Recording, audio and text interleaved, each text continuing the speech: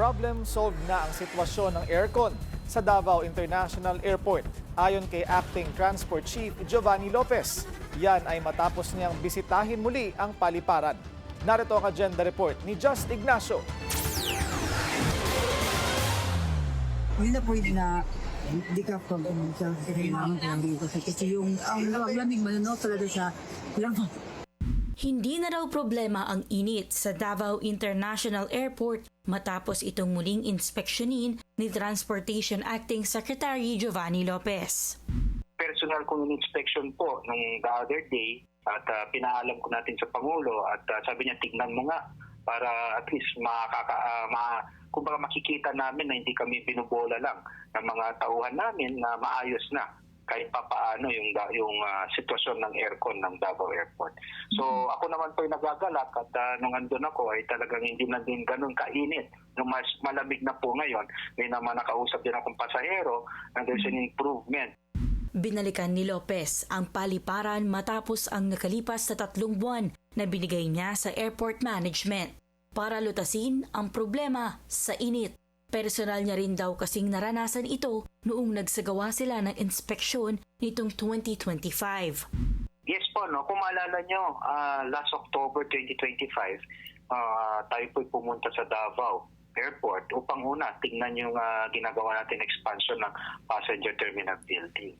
At nung tayo nasa mismong paliparan, no, naramdaman natin na kainit nga. At yan din ang reklamo ng ating mga kababayan sa Davao Airport, no, sa mga gumagamit ng mga pasahero ng paliparan. Nilinaw ni Lopez na hindi pa naman malamig sa lahat ng areas dahil ongoing pa ang isinasagawang improvement ng paliparan. Ang importante raw na mauna ay ang mga major areas kung saan nag-aantay ang mga pasahero, gaya ng departure at arrival at concessionaire areas. Sa panayam ng Billionaire News Channel kay Lopez, binigyang diin niya ang importansya ng magandang terminal, hindi lang para sa connectivity, kundi para sa mobility. Importante po itong mga ganitong infrastruktura.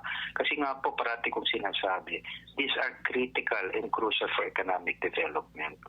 Kung meron tayong magandang infrastruktura, meron tayong magandang connectivity, if we can reduce time and we can reduce cost, kung meron tayong magandang supply efficiency because of transportation, yan po ay makakatulong sa GDP at sa economic growth na ng ating bansa.